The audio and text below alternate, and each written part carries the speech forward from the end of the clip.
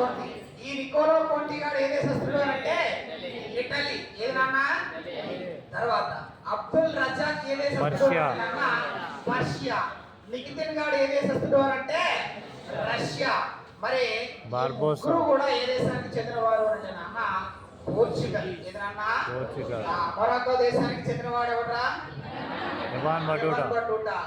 ఆ Niccolo Conti, Abdul Razzaq, Nikitin, Barbosa, Paes Nuniz అయితే కనుక పోర్చుగల్. మార్కో పోలో అయితే కనుక Marco Polo Italy. Venice. Hiuen Tsang, పాహియానో చైనా. ఇప్పుడు ఇవన్ బటూటా గారు ఉన్నాడు కదా నాన్న, వీడు ఎవరి కాలంలో వచ్చాడు అని అంటే మొదటి హరిహర రాయల కాలంలో. ఎవరి కాలంలో నాన్న? మొదటి హరిహర రాయల కాలంలో వచ్చిన వాడు ఎవడరా?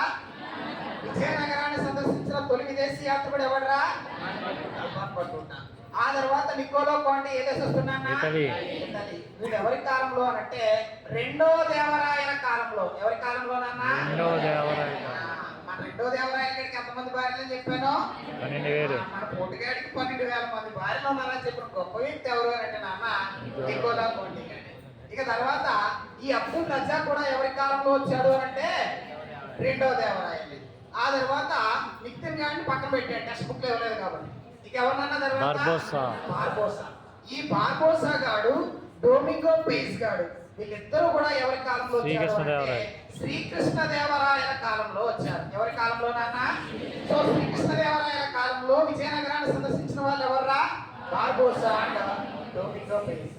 శ్రీకృష్ణదేవరాయలు చాలా అందంగా ఉంటాడు, ఆయనకి 12 మంది భార్యలు అని చెప్పిన వాడు ఎవరు అని అంటే డొమింగో పీస్. ఇక తర్వాత ఎవరు నాన్న అంటే యూనిస్. శ్రీకృష్ణదేవరాయల తమ్ముడు ఎవరు నాన్న? సో అచ్యుతరాయల కాలంలో ఎవరు వచ్చారు నాన్న? యూనిస్. సో ఆ కోడ్ ఏందో చెప్పండి రా?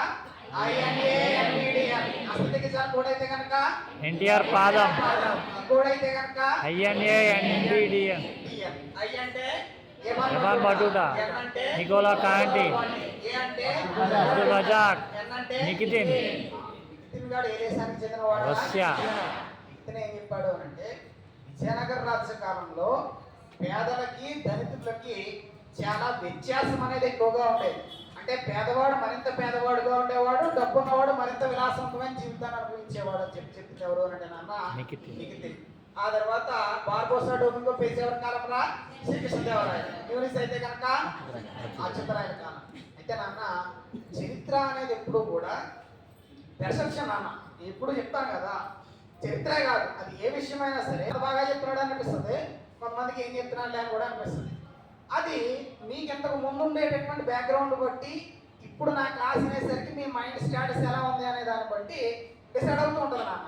అయితే ఇక్కడ ఒక విషయం ఏంటంటే చరిత్రలో శ్రీకృష్ణదేవరాయలు అనేవాడు చాలా గొప్పవాడు అని చెప్పుకుంటారు, కానీ చరిత్రలో అత్యంత దుర్మార్గుడు కూడా ఎవరు అని అంటే శ్రీకృష్ణదేవరాయలు.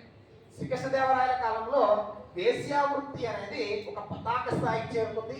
ప్రతి వేస నుంచి కూడా పన్ను వసూలు చేసేవారు. ఆ పన్నును ఏమనేవారు అని అంటే లంచ కట్టము అనేవారు. ఏమనేవారు నాన్న? ఇబ్బంది ఏం పడకండి, ఆ పదం తెలుగు పదం అంతే, అది కాలక్రమేణా పూర్తి పదంగా మారింది. సో లంచ కట్టము అని చెప్పి ఒక పన్నును వసూలు చేసేవాడు. ఆ పన్ను ద్వారానే కేవలం విజయనగరం క్యాపిటల్ ఉంది కదా నాన్న, రాజధాని, దాన్ని సంరక్షించే 90,000 మంది సైనికులందరికీ కూడా జీతాలు ఇచ్చేవారు. సో శ్రీకృష్ణదేవరాయలు నిజంగా అంత గొప్పగా ఏం చేయలేదు నాన్న. మహిళల్ని కావాలనే వేశ్యావృత్తిలోకి నెట్టి ఆ వేశ్యావృత్తి ద్వారా వచ్చినటువంటి ఆదాయంతోనే అష్టదిగ్గజాలు అనేటటువంటి కవుల్ని పోషించాడు. అలాగే పెద్ద పెద్ద సైన్యాన్ని తయారు చేసి రాజ్యాన్ని ఆక్రమించుకున్నాడు. ఇప్పుడు సంపద అనే దాన్ని వ్యవసాయం ద్వారా సృష్టించాలి, పరిశ్రమల ద్వారా సృష్టించాలి. కానీ స్త్రీలని శారీరకంగా వినియోగించుకొని ఆ వచ్చిన డబ్బులతో కవుల్ని పోషించడము, ఆ వచ్చిన డబ్బులతో సైన్యాన్ని పోషించడము నిజంగా గొప్ప విషయమేనా నాన్న? అస్సలు కాదు. సో నా దృష్టిలో అయితే కనుక శ్రీకృష్ణదేవరాయలు గొప్పవాడైతే కనుక ఖచ్చితంగా కాదు. సో చెప్తుంటాను కదా, హిస్టరీ ఈజ్ ఏ పెర్సెప్షన్ అంతే. మనం ఏ దృష్టితో చూస్తున్నాం అనే దాన్ని బట్టి అది కనిపిస్తూ ఉంటుంది. ఇప్పుడు ఇక్కడ దగ్గర ముందు బెంచ్లో కూర్చున్న వాళ్ళకి అక్షరాలు ఎలా కనిపిస్తాయి? చాలా నీట్గా కనిపిస్తాయి. ఆ చివరి వాళ్ళకి ఎలా కనిపిస్తాయి? మస్తు మస్తు కనిపిస్తాయి. సో మనం ఎక్కడి నుంచి చూస్తున్నాం అనే దాన్ని బట్టి తెలుస్తూ ఉంటుంది నా అంతే. సో శ్రీకృష్ణదేవరాయలు అయితే పుస్తకాల్లో రాసినంత గొప్పడైతే మాత్రం ఖచ్చితంగా కాదు. ఇక తర్వాత యాత్రికుడు. యాత్రికులు యాత్రలు అయిపోయింది ఇక్కడ వరకు